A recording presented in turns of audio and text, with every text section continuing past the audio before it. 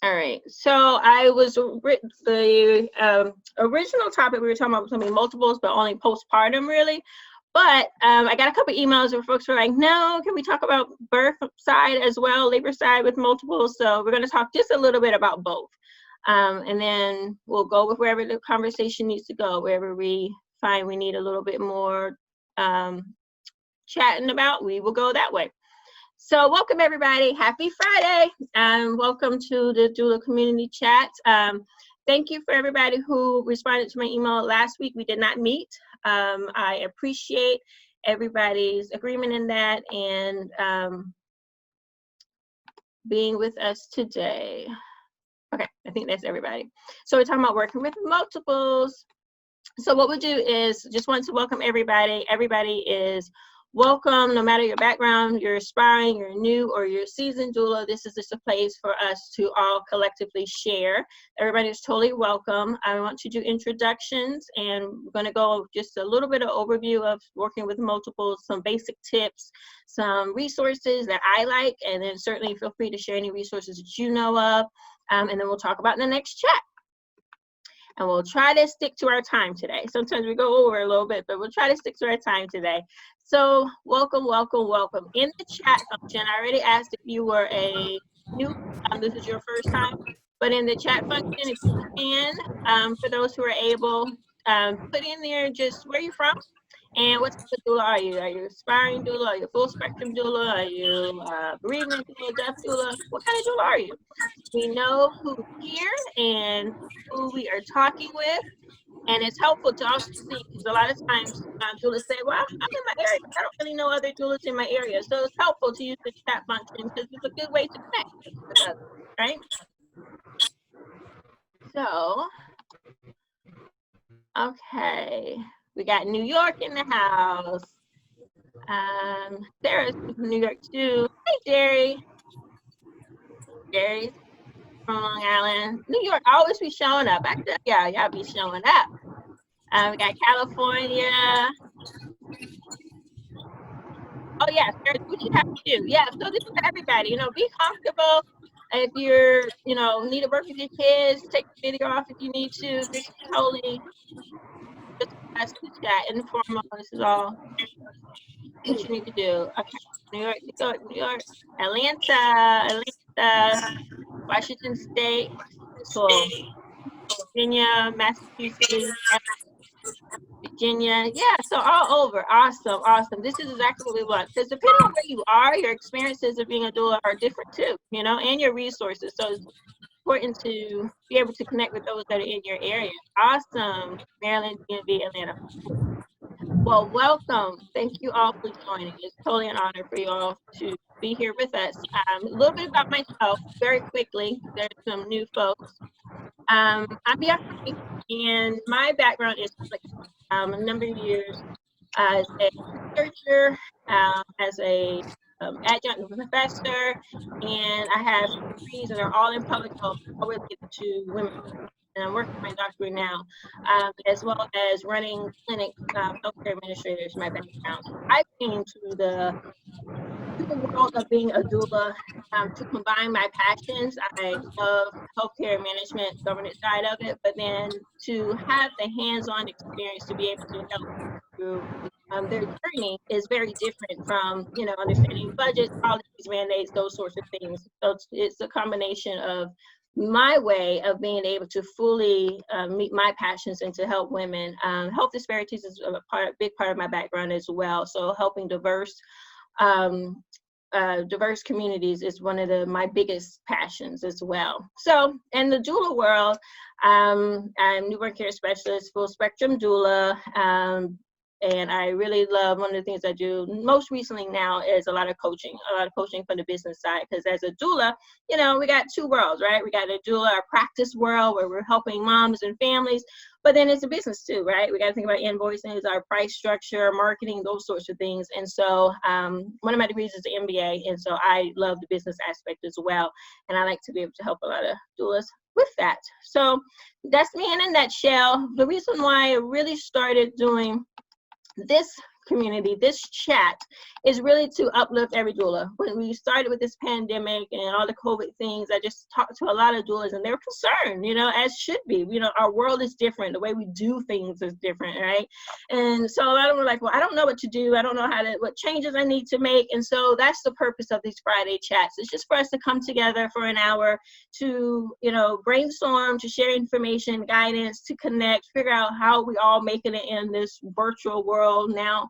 Some of us are back in hospital, so it's kind of a split, you know, how do we work this? And so to uplift all the doulas is why we're here as a collective. And by just sharing resources and encouraging each other and engaging with each other, that is totally the purpose. So welcome. So let's get right into it, shall we? All right, so when we're talking about multiples, and I think, okay, just wanted to make sure there wasn't anybody in the waiting room. I think everybody's in. Awesome. So when we're talking about multiples, we're talking about more than one child, right? So twins, triplets, quadruple, you know, all the way up. I myself have really only worked with twins and triplets. So if you have worked with more, let us know, because I would love to hear those stories. When I was working in twins and triplets, it's fun, but it can be stressful, at least for me. I'm totally type A, and I like things organized in order, and, you know, one child's enough, but when we're working with three, it's totally different in my perspective. So if you are a warrior that has worked with 5 or 6 or so like that, let us know, because I bet you have some exciting stories as well. So we're talking about multiples. This is what we're talking about, right? More than one child. We're not going into a science lesson or anything like that, but just want to talk about the types of multiple pregnancies, right? We got twins, and then we got what they call the higher order multiples, and so that's, you know, 4, 5, 6 and up. That's that way. So fraternal twins, you know, 2 eggs, you know, implanted into the uterus. You know, it can be same or different gender, and out of all the multiples that you can have, fraternal twins is usually the lowest risk. You know, having multiples is risky in itself, but the lowest risk, and that's because they have their own placenta and their own, you know, sac. So 2 fertilized eggs with fraternal twins. Identical twins, the difference is, you know, is 1 single egg that's split. Right, so genetically identical, sharing DNA, many of the characteristics are the same. But the identical twins, they may or may not share the placenta. So again, fraternal twins are usually the less riskier of multiple pregnancies for that reasons. And then triplets, we're talking about 3 eggs there, you know, and fertilized and implemented, and it could be split different ways. So fraternal twins usually less riskier than all of them. Couple signs that I want to share, just as, you know, a couple of signs that their mom could be carrying multiples. Many of them are the same signs we have anyway, whether it's a single baby, but more weight gain in the beginning, for that first trimester, those first couple of weeks. If the mom is gaining weight pretty quickly, then, because, you know, the second trimester is when you normally have the bulk of your weight gain, right? So in the first trimester, they're gaining a whole lot. That could be a sign, a possible sign that it's doing multiple. Severe morning sickness, even though especially for any of us that have had kids, when you have a morning sickness, it feels severe to you. So that right there is kind of, I'll put that in air quotes, you know, severe morning sickness. But that really is where some women have morning sickness, you know, they can't hardly do anything and, you know, can't keep anything down. So it could be severe in that case, could be a sign that it's multiple. But these are all just possibilities. You know, nothing is guaranteed. It's kind of like there's no standard for everyone, you know, because everybody's different. So it's kind of like saying there's one solution or one way to solve morning sickness. No, that's not true. You know, some lemons work for some people, they don't work for other people. You know, the little popsicles and lollipops that work for some people don't work for some people. So there's no, you know, it's always that gray area. So severe morning sickness is a sign that it could possibly be multiples. And the uterus size, if it's getting larger and larger, especially in the beginning, then that could be saying that you're expecting more than one as well. And of course, a good sign is when you hear those multiple heartbeats, right? So just a couple signs in the beginning that could say that you're probably having multiples or could be having multiples. With twins or triplets or more, we'll just keep saying multiples for the sake of our conversation. When it comes to labor, they I usually don't go the whole 40 weeks, you know. I had to write it down because I couldn't remember from trimester to trimester. I usually don't go the whole 40 weeks. And then the weight gain also. So twins, they usually go about 36 weeks. Triplets usually about 33 weeks, and quads about 31 weeks, and so it goes down that way. But usually don't go the whole 40 weeks, which isn't uncommon. Weight gain, like I said, usually faster in the first trimester, because on average, depending on how the mother's weight, what the mother's weight was, and where she was on the spectrum on that chart before getting pregnant, will say how many pounds that she should gain. So that's no different, excuse me, then we were talking about having a single baby. So the average weight, if the mom's average weight before the pregnancy, carrying multiples of twins, and look to gain probably about 25, 35, 40 pounds the most. If they're underweight, between 28, 30 to 40-ish pounds. Overweight, you're looking down to like 15, 20-ish, 25 pounds top. So again, this is just a round number. It's range. It's not a hard number. I mean, many factors depend upon it, but depends on where the mother's weight was beforehand as to what's healthier for her to gain. And the first trimester probably will gain, you know, about 5 pounds, 4.5, 5 pounds. Second trimester, probably 1 to 2 pounds a week. And third, similar, 1 to 2 pounds a week. So as you're working with moms, having that conversation to them about how their weight is, or they may bring it to you, then just know in the back of your head, kind of like a round number. Certainly their physician should be monitoring their weight and talking to them about, you know, any eating changes or anything like that, dietary restrictions, anything like that. That's not our role as doulas, but just at least knowing what could be expected, knowing what she could be experiencing, and knowing what's average is helpful as doulas. All right. Yeah.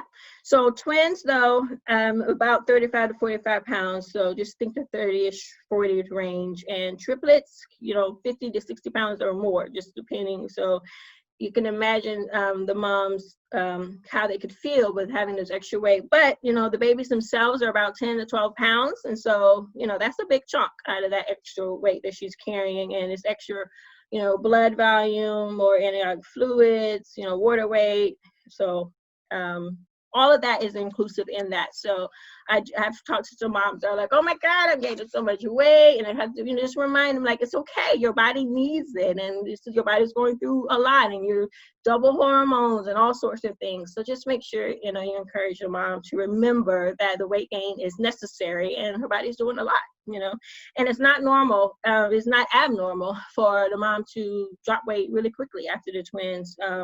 You know, if you drop 30 pounds, you know, the first 2-3 weeks, month after delivering twins or so. So it won't be forever, you know, but just reminders necessary.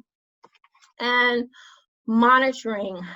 So again, monitoring risk isn't any different for multiples than having a single baby, but they're higher risk when you're carrying multiples, you know, and it's more, almost everything, you know, more doctor appointments, more tests, more frequent ultrasounds are required. There's a higher risk. It's 1 in 1,000 miscarriage risk for a single baby, but about 1 in 500 miscarriage risk for twins. And so it is higher risk. So you definitely need more monitoring. So if you're a doula for a mom, just be prepared to know that the mom's going to do more appointments. And one of the things that I do as a doula is I go with my moms to appointments if they need it or they ask for it. And so when I'm thinking about my packages, if you need to modify that for, you know, extra gas, extra time, or things like that, knowing that the mom has multiples, just be aware that, you know, she can have more appointments than a mom who's carrying only one baby. They have higher risk of gestational diabetes, preeclampsia, and all sorts of things. So they want to definitely make sure that they are very attuned to their body and stay on those appointments that they need to make sure that they do. Make sure they take. And, okay, so the most random, quick question. Just want to throw out there to the group.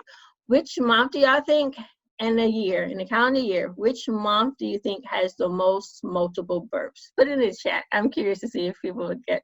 When do y'all think out of the year that people really have multiples the most? Which month? July? May. I know it's a random question. That's so September. Okay. December, May, August. Yeah, it's actually August. Yana, you were right. Yeah, it's August. Hot month of August. My daughter was born in August, so yeah, hot month of August. It's when it's I don't know, and I don't know, right? Meanwhile, I was trying to figure out. I'm like, so I got a lot of facts. I always go back to like, the American Pregnancy Association, CDC, and things, and I cannot figure out why August, but that's just one of the stats that came up, was that most of them in August, and I don't know why, unless, okay, so it's totally not scientific or anything, but I'm like, well, 8 months, 9 months, twins usually happen sooner than 40 weeks. I'm like, the holiday time, I don't know, holiday, New Year time, December time, yeah, that's what I. Okay, so Yana, that was your logic behind it too. Yeah, so that was my. Yeah, that was the only thing that I could think of as well. But I have seen a lot of different memes about, there's going to be a lot of COVID babies as well, because everybody's in the house. So I don't know. We may be very busy and all this ends. Who knows? So okay, that was just funny fact. Anyway, so let's keep going. So talking a little bit about postpartum with multiples. So a lot of these things are very similar if you're working just with one, but just want to think about the extra time that it may take, or the extra resources or supplies that it may take to do simple things or basic things. So with postpartum, you definitely want to do proper planning with any, but definitely with you have multiples, you want to do proper planning, know what's available in the home that you are working in with postpartum, ask a lot of questions to see what's available, and practice. I know twins don't run in my family and not really in my networking thing. So before I became a doula, I didn't really have a lot of experience with multiples. So I practiced. Even something as simple, like first thing we want to talk about is about bathing.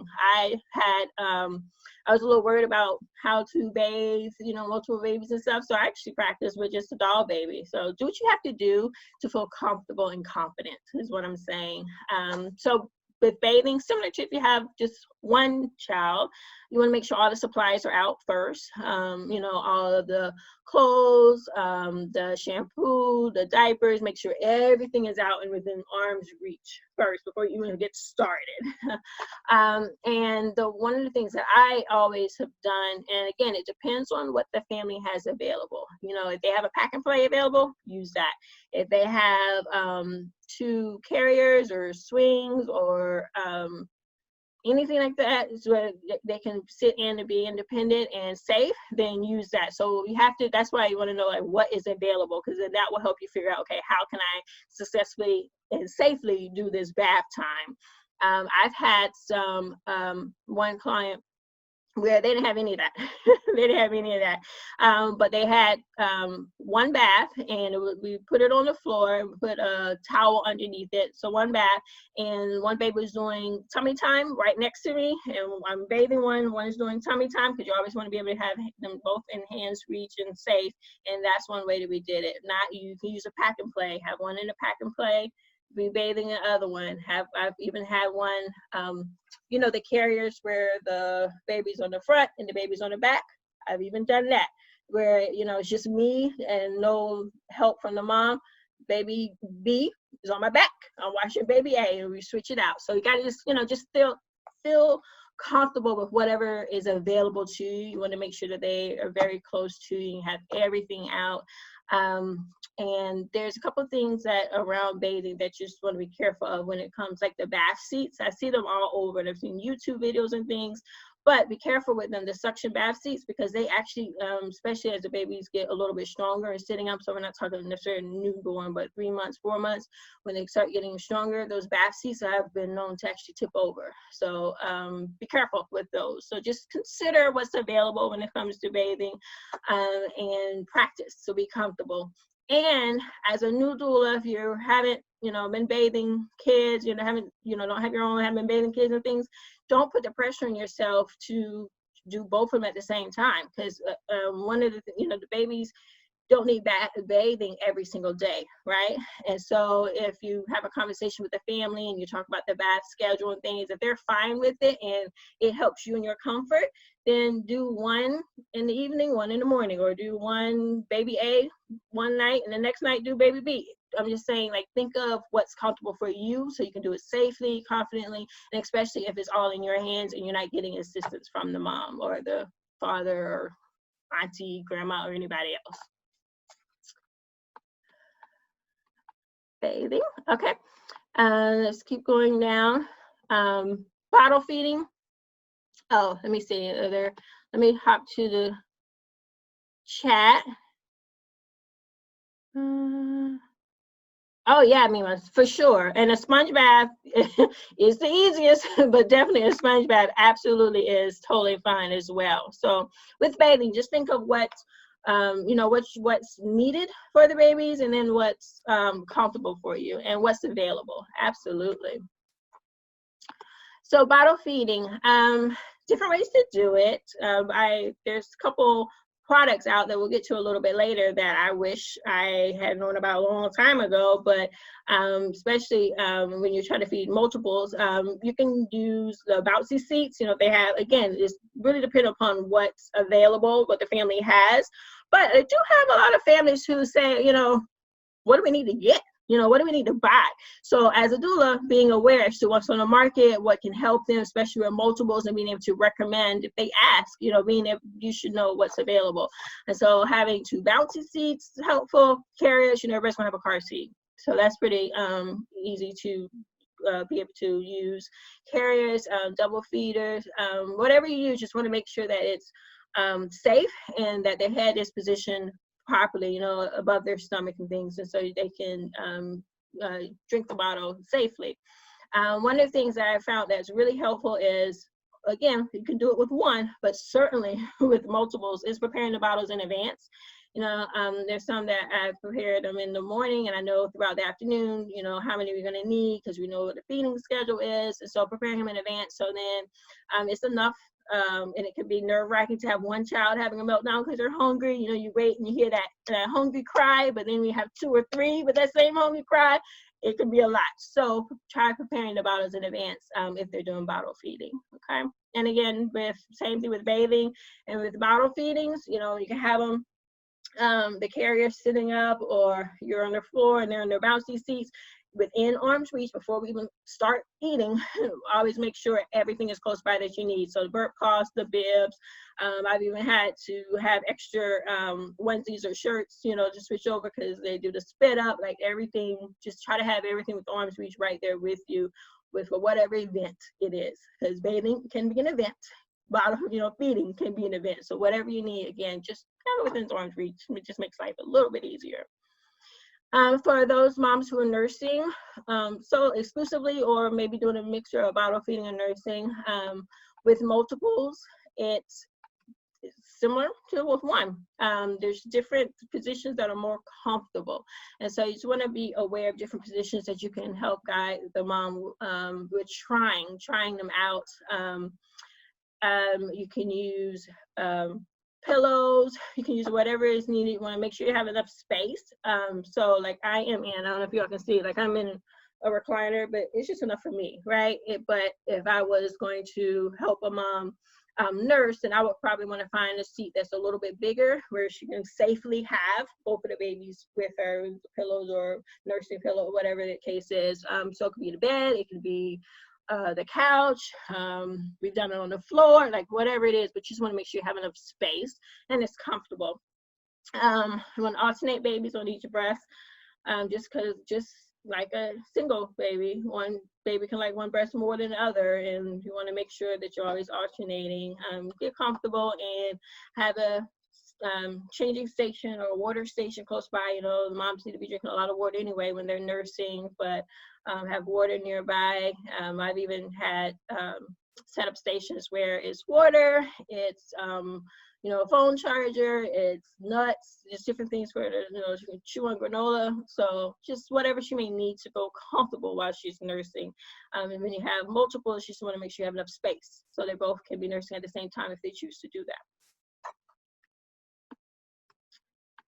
sleeping. Now, this could be fun. Getting one down for nap and for bed, having two. It's not really that bad though. If you can help get them on a schedule and some sort of routine, it's not that bad. It totally is doable. One of the ways that I've been able to be successful working with multiples when it comes to sleeping is doing the co-bedding.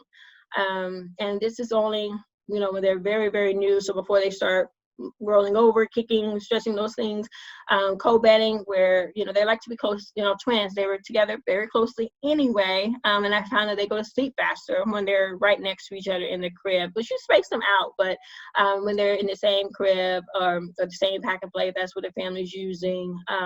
The bassinets and things can be a little tight, so I really don't do with the bassinets, but co-bedding in the crib or the pack and play has been helpful. But you certainly want to encourage them. Again, this is a choice of the parents or their family.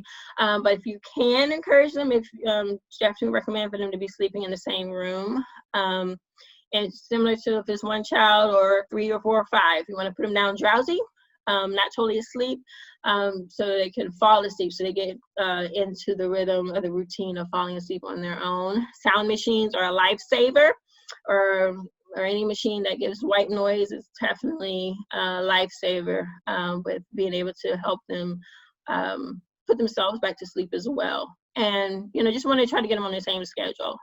There's a couple of resources I have about sleeping that I'll share that can help, especially if you're working with multiples. And was there a question?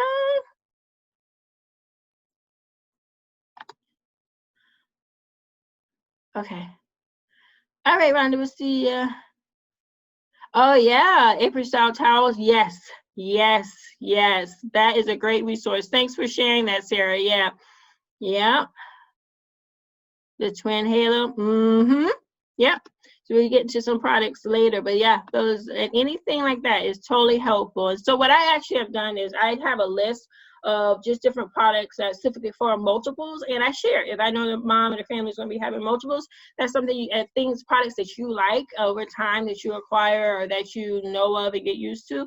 If they ask, have that list ready and available that you can say, definitely don't put pressure on them to say, everything on this list, you got to have everything. But if they ask, you can at least know what's helpful.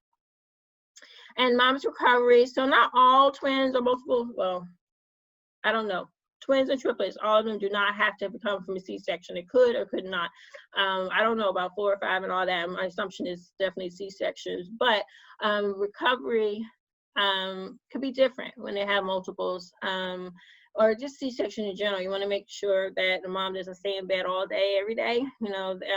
So follow the doctor's orders first. It's primary, right? Follow the doctor's order. But as a doula, when you're coming in, especially doing a postpartum visit and you're checking in, you want to ask, have you been able to move a little bit today or get out and do a little bit of walking? And you're definitely not trying to, do exercises or anything like that. But, a little bit of movement, even if it's moving from the bed to, the recliner or back to the bed or to the couch to back to the bed, just a movement, plenty of rest. And I have had so many moms that have forgotten about their C-section for a second, forgotten about it, and laughed or coughed. And oh my gosh, you went from laughter to almost crying tears in like a matter of seconds because, it hurts when they were laughing. So keeping a pillow close by and just keeping on the abdomen helps when they're recovering from the C-section, especially when they're having multiples. But then just encouraging a mom to listen to their body, monitoring their body. Again, the follow-up appointments. I encourage moms to do a journal because it is more common, especially when you're pregnant, with multiples, to have more spotting than a single baby. Doesn't necessarily mean bad or good, but it is more common. So even in the recovery, so what I suggest for moms that are having multiples, it can work for any mom, right? For singles, but definitely multiples is to do journaling or notes, try to keep a record of things, even if it's a pain or anything like that, because that can help if something happens out of the ordinary. You can say, well, has that happened in the last week, 2 weeks? You have a lot going on. You have quote unquote pregnancy brain and those sorts of things. So having things written down can be helpful for the mom, and take it with her when she goes to her appointments, that she can, it's easier to refer back to, and it helps with having an articulate conversation with the physician. But even in the recovery, just a little notebook by the bed, or can put it on the phone, anything, just want to record, like if anything changes or if she has a different experience, certainly can call the nurse line or things. But if it's something that she's not necessarily alarmed about, but you just want to keep a track of, a record of, then that's just one way to be able to help listen to the bodies by just jotting things down as she's recovering. Okay, now just some products just want to share, just make sure everybody's aware, and probably preach it to the choir, but again, some doulas in the community on the chat are not necessarily seasoned just yet, so I just wanted to make sure you know that, you know, there's key products that are out there. It could be like a pack and play that has two stroller, double strollers, or all sorts of strollers for multiples. You want to know about them, putting them together, or you can feel like you're taking SAT or something, but it's still, there's a lot of different strollers out there that are awesome. And twin carriers is all different styles. So this is one that's side by side on the front. There's others that are, you know, on the front and the back. This is a soft one, kind of like a Moby wrap. Then there's some that are more structured with clips and things. And so I just want to know when the mom is, or the family is looking for products, there's all sorts of them out there. I'm not one that says one product or one carrier is better than the other. It just depends on what's the comfort of the mom and even the size of the babies. Especially if, you know, if the babies are premature, then you want to make sure you have and depending on the size, even if they're not premature, but just depending on the size of the baby, you may want to have like a newborn insert. And so just making sure you're aware of the different products that are out there, and when you're using them, make sure you are comfortable with it. I always recommend and suggest, you know, this is pretty like common sense, but I'll just make sure I was saying, if you get to a house, so you're doing a postpartum visit and you see a product, you've never used it, you know, the mom's not around for you to ask questions, or the mom's taking a nap, you know, get on YouTube, Google, there's a video for everything out there to figure out how to use it. Or if you're part of the Blooming Birth Worker community, then you can go in and put a chat in or alert, and they'll send it to us, and we can try to help you and figure out what the product is or how to get it hooked up or set up on you. So just want to make sure you are know and confident as to what you're using before you ever interact with the babies for their safety. Some other cool products, you know, the double nursing pillow. So that's the example as to why I'm saying you want to make sure, I mean, if you weren't even using a double one, if you were just using one, but you had two babies or two pillows, just want to make sure you have enough space. You see it's much wider, the double nursing pillow. The table for two, I've never used it, but I think it's the coolest thing ever. Same concept as when they're in the bouncy seat or carriers, but the table for two is cool. You can see, you can put the bottles on the side, the babies could be sitting next to each other, definitely within arm's reach, you know, much easier to manage, just an option. You all know, like on the shopping cart there, you probably can't see it too well, but those are two little feet, well, one's a foot and another thing over there is a hand popping up, but those are hammocks that go into the shopping carts. You can do the same thing with carriers. So there's just different products out there. You just want to be kind of aware. You don't have to know everything. The new product comes up probably every day, but just be aware of some things that are out there that can help. If the mom is asking, like, you know, I want to go to the store, how can I do it with both kids? You know, you want to make sure you can at least know of some things you can refer them to. I have one of the things that I offer in one of my packages, if not only help them with their registry, but if we need to go shopping together, is something that I do as well. So as a doula, that's something that you may, you know, especially if for my longer contracts where I know we work with them for 6 months, it behooves me to know what they're looking to buy, so I can feel comfortable with it and know about it as well, so I can be prepared for when I need to be able to use it, right? So that's something that I offer in my package that is helpful to the mom, and it's helpful for me to be aware. Is there a question? Oh, the Twingo is great. Yeah, when they get a little bit older. Yes, and that's a great point, Sarah. So a lot of the products you want to also look at to see are they good for when they're newborns, and the size of them versus when they become like a toddler. You know, there's even for toddlers, like similar to like these baby hammocks. For a toddler, there's like one that's like I think it's called like a baby bench, and it goes inside the shopping cart, and it sits there sitting up, and it looks just like a regular chair, and you just clip it on the sides. But that's for toddlers, you know. Definitely want to do it for newborns. So again, knowing the products and then knowing which one works for what age group is helpful. So great point, Sarah. Jerry, you like the double carry idea? Yeah. Yep. Yeah, especially if when the mom's resting or if you're doing it alone, you want to make sure you're familiar with the products, and yeah, they can definitely be awesome. Oh, okay. So, Sarah, you heard about the hammocks being risky. Yeah, you gotta, because the position of them. Yeah, you have to do the research and know the products and know which one works best, and to see, because you know from time to time there's recalls and all sorts of things, and so part of being a doula is being abreast of what's going on with products in the industry. So yeah. Oh, Twinspiration. Okay, Jerry, let's add that to the list. So everybody, Jerry said a great book is Twinspiration, and a good website is postpartumny.org. Sorry, that was two things. I'm sorry. You're fine. Yeah, awesome. So no, that's right on time, because what we're going to just talk about quickly next are some resources. That's right on time.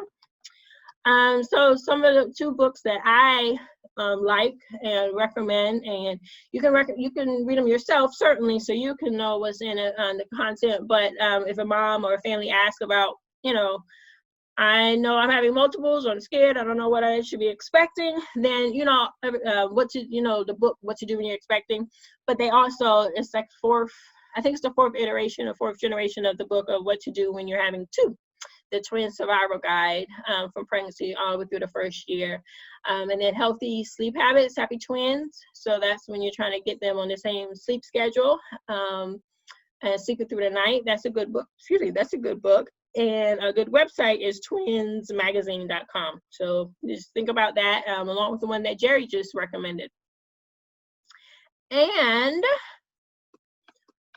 podcasts are helpful, especially when moms may not have time to sit there and read the book all the way through, but having podcasts are good. And so there's a couple, Us Too, the Twinsversity podcast and Twin University podcast, Twin Talks, and Informed Pregnancy podcast. And so those have been around for a good while, and some of them, like the Us Too has like funny stories. They do a lot through funny stories. That one is created by parents, but Informed Pregnancy podcast is started by an organization. And so depending on what type of information the mom or the family wants, is different podcasts out there. And these are just three. There's tons of podcasts out there. But for families that are and starting their journey with multiples, there's a lot of help out there. It is different. A lot of it's the same as if you have just a single child, but for multiples, it certainly can be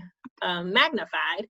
And so there's help out there. So as a doula, you just want to make sure you are aware of some of the help so you can guide them, as well as for yourself when you're helping. So let me see. I think there was okay, Sarah, you know about that one? Yeah, Junko, you heard about that? Yeah. So Natalie, right above is postpartumny.org is a postpartum site that Jerry refers. And Twins Magazine is one that has, it has from pregnancy, I think all the way up to the first year or so. Also, Twins Magazine. It is actually a physical magazine that they started on now online as well. And so it's just a good resource. Awesome. So throw it in the chat if you know of anything else, any good books or any good suggestions, especially if you've worked with, Kramer Gomo's book is good too. Okay, awesome. Thanks, Mima. Yeah, Cheryl. So if you have had any good products that you have worked with that's been helpful working with multiples, let us know. Let us know. And like I said, there's new products and stuff that comes out all the time. So, you know, you do your best with keeping up with everything. So just want to, well, before we go into our next events and our next chat, were there any questions specifically on anything we talked about or any suggestions? Oh, good. I love the recommendations coming in, some suggestions. Book having twins. Okay. Awesome.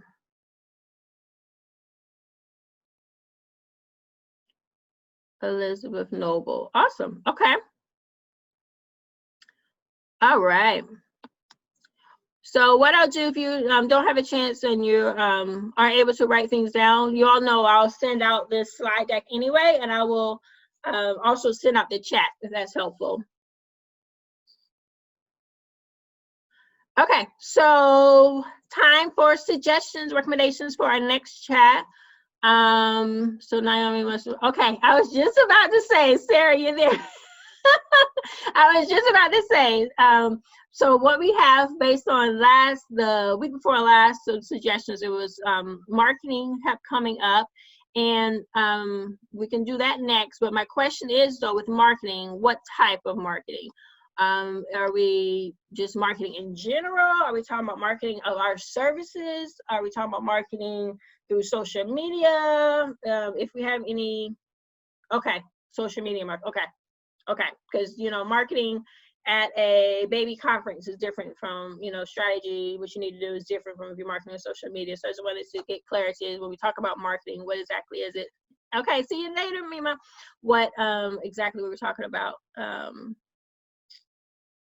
Do you charge more for twins? I do. I do. So you say you do too. And the reason why I do is because, so with one, you know, it's a responsibility, right? But with two, I have found that it requires more hours and it requires more time. And so even if something as simple as, I do a lot of trips with my moms to get them comfortable. So like their first trip to the grocery store, I offer that and things like that. But you all know, like getting one diaper bag packed, you know, getting from the car seat into the store, things like that, it takes time anyway. But when you have two, it just takes much more time. And so for me, I do add charge a little bit more. And when I had three, the triplets, I charged even more. So, and it just depends. So it wasn't an exact number. It just depends on the package that they have and what they are looking for me to help with as the doula. And then we figure out, you know, what activities will take a little bit longer. And then those are the areas that I will increase the price. Yeah, it's not a double. It's not, I wouldn't double. For me, I would recommend just doubling it right out because some things may take longer, some things may not. So it just depends on the package that they choose. What are the activities in those package? And then out of those activities, you know, if it's 3 activities that take longer, then I will add on for those 3 activities. If it's another package and it's, you know, a pretty basic package and they won't take necessarily longer, then I don't. So it just depends. I don't do Veronica's asking the group, so if anybody that charges more, you can share it. Veronica, I don't do hourly rates. My philosophy is I don't believe in hourly rates. I believe the value, so it's just a fee. I don't break it down hourly, and it really is based upon the package and what's in it. That's what I use. So okay, so yeah, Sarah's providing a good suggestion. So she did $5 more, which is totally reasonable and doable. Yeah. So just think about what you're offering and what is it that you're going to do with twins. Do you have a separate twin package or multiple package, or do you want to just add something onto your current offering? You know, just think about that. Yeah, overnights. Yeah. Awesome. Good questions. Good questions. So with that, while we're in our chat and we're using our fingers to talk, also, so any other suggestions for our next chat? I have marketing. One of the other suggestions that I wanted to bring up. So we have marketing as one, And the other suggestion that came up was about postpartum. Okay, so Jerry, you're there. Postpartum depression. Most afraid to open up and recover of multiples. I can imagine it being even more severe possibly when you have multiples. Yeah, so Jerry, to your point, the other suggestion for the next chat that came up, I got an email, was talking about just your postpartum visit, like especially like your first postpartum visit. What do you do? Like, what are you looking for? What are you saying? What are you bringing with you? So that is another option. So let's just put those two. So in the chat, if you're good for, you want to do marketing, the next one, put marketing in. If you want to do postpartum visits and what can be included in there, then put that in the chat. And what I'll do is always, I'll go back through the chat and just weigh it out. Which one has the most votes is the one we'll be doing next. Awesome. All right, so y'all keep going on that. With that, I do wanted to share upcoming events. So we will meet next Friday and we'll have one of those two, either marketing or postpartum visit. I do want to share that the birth worker community was launched this month in June, and it's exciting. We've had some cool events in there, a lot of information. So if you want to join that community, that's a subscription-based community where we have master classes, we have all sorts of resources in there. Reach out to me, just send me an email, and I can give you some more information on that. But I also want to share with you all that on the 21st, I think it is. Sorry, I should have had this up.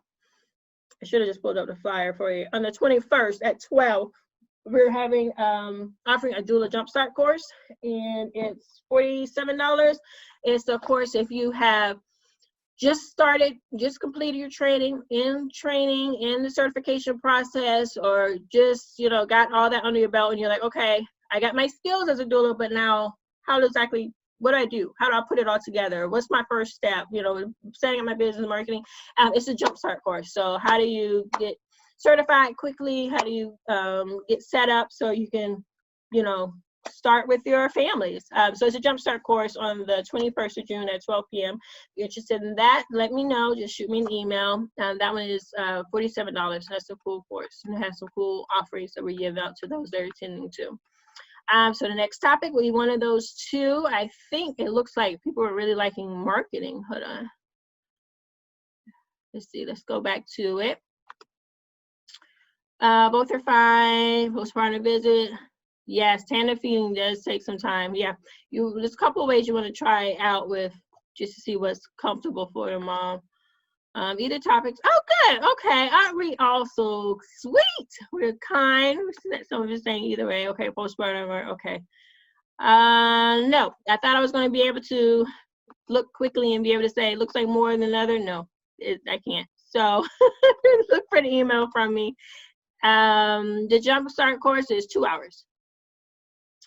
It's 2 hours, and then you have it, you know, forever. You have a lifetime up forever. You have some templates. You have a calendar, planner that's in there. You have social media posts, templates also that you have. So it's a jumpstart course to kind of give you A to Z, like a guide, and then you have materials that you take and you can use to get you really started within 45 days. Julie, you say a part-time doula. I'm going to take the course because I want to do more full-time work. Yeah. So it's 12 Eastern time. You are in Cali, so you're 3 hours behind. So that means if you join us, you're going to need to join us at 9 a.m. with a cup of coffee. It'll be 12 o'clock Eastern time, and it's $47. Oh, is it on Father's Day? Did I schedule it on Father's Day? Didn't we do this for Mother's Day? Didn't we have something scheduled on Mother's Day too? All right, Tina, thank you. Thank you so much. Thank you. Okay, well, I'm gonna make the executive decision right now that we're gonna move the course to the 28th. I'm not gonna do it on Father's Day. Eric would kill me anyway. My husband would kill me anyway. Yes, so we're gonna move that to the 28th. Let me just, sorry. Jumpstart, so everybody can, I know some folks are at work and just listening to us. Jumpstart course, I am sorry, it's the 28th at 12 p.m. Eastern, and it's at the discounted price of $47. If you are a part of the birth worker community, though, if you're part of the Blooming Birth Worker community, it's complimentary. You don't have to pay for it because you're part of the membership community. You see information. Yes, I'll send it out to everybody. I will send that out. All right, so I will send it out to everyone, and if you are interested in signing up on the course, just email me back, and I will get you the registration link. All right, awesome. Do we have any other questions about multiples? Was this helpful? Is there anything?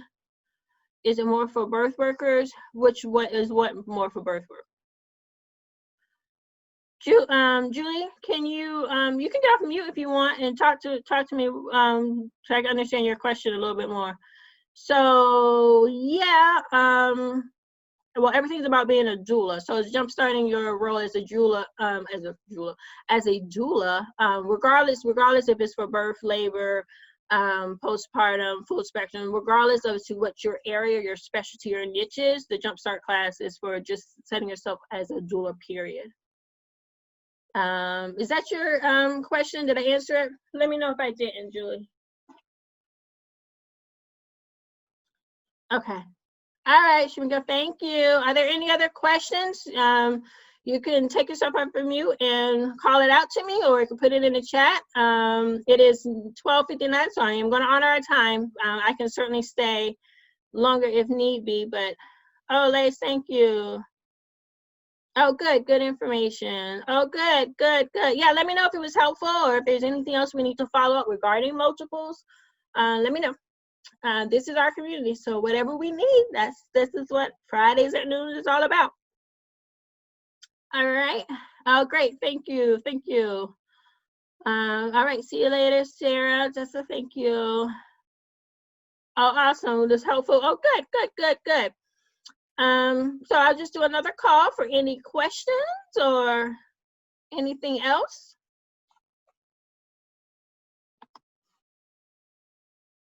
No? All right, well, I am so honored that you all are here with us today. Oh, so I will send out the follow-up email, but if you need to get in touch with me before I get that email out to you, here's my email address. You can always reach out to me also on Instagram or anything else. Okay. Are we good? Y'all? We're good? All right. Thanks, Jerry. Thank you for the thumbs up. Thanks, Saturday.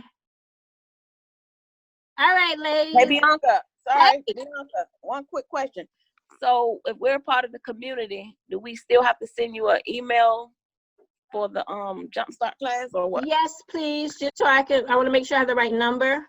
So Okay. just so I have the right count. If you're part of the community, you want to join the class, just email me and I can just make sure you're on the list. And I just want to make sure I have the right count. Okay. Thank you. Yeah. Awesome. Okay.